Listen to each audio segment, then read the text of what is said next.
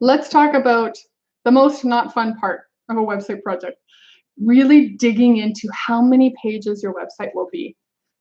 This is so important that most people get wrong. The way that a website project is quoted is based on the number of pages and then obviously the complexity of what the page has to look like and what the page has to do. So recently I was doing a planning project for a client, and originally he wanted me to quote the website based on 12 pages. And I said, okay, hey, no problem. But before I send you a quote, let's just do some analysis and make sure that that is accurate. So we started our planning process. He hired us for the consulting. It turns out he needed 27 pages, not just 12. If I had quoted 12 and we'd agreed to a price of 12, I would have been wrong. My delivery date would have been off. My price would have been like completely off. We would have had to redo the contract. So this happens all the time. So most people will say to me, oh, I just want a 5-page website, or I want a 3-page website, or a something. And so my question to you is that true? So let's look at this. So if we go to number 4, pages overview. So for example, if this is for a non-e-commerce website, e-commerce website has a lot more pages, like you have your payment page and your checkout page and da-da-da-da-da. But let's just talk about for a standard non-e-commerce website. So these are some options that I want you to look at and think about, and then think about, are there any others? So for example, you have your home page, obviously, about page. So some people have one page just for the about page. Some people have a second page for my mission and vision, our values, our partners, our board, our shareholders, our staff. So it and they don't want it all on one. They want it on multiple pages. So think about, how many about pages do you need? You might have an our team page.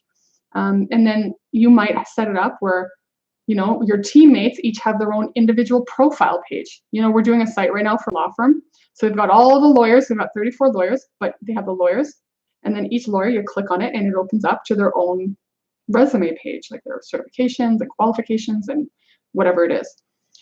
Thinking through that. So if you have a team and you want bio pages for everyone on your team, each bio is a page. So make sure you include that. Services page. The way websites are traditionally created is they have one page for all their services. So let's say you're a consultant and you sell 6 things. So you've got a workshops and you've got a book and you've got a course and you've got a speaking and whatever it is. So you may have all of those listed on one page, but you click each service and it opens to a new page. So thinking that through, okay, do you want everything listed on one page, or will there be sub-pages inside of those main pages? If you have a portfolio page, if you think about, you've got your main portfolio page and you click on something and it opens, that's another page. So how many items? So let's say you have 50 portfolio items. Just make sure you list them all out. You might not need a web team to do all of them. You might need a web team to just do one as a sample, and then you can create the other 49. But make sure that you put that in, just so you know, like, how big a job is this? The blog archive page. So for example, you got a portfolio, and then you got your individual portfolio item. The same thing goes for blogs, where you have your main page, which has a list of all the articles. And then if you click one and it opens, that's another page again. So considering that one, how many posts? If you want your web team to do it, so let's say you've got 200 posts. So a lot of times it can be an import and there's not a huge amount of technical planning involved there.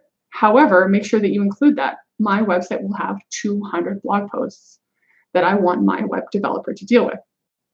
A careers page, contact us, privacy policy, terms of use, disclaimer page, and it could go on and on and on. So make sure that you really do a deep dive.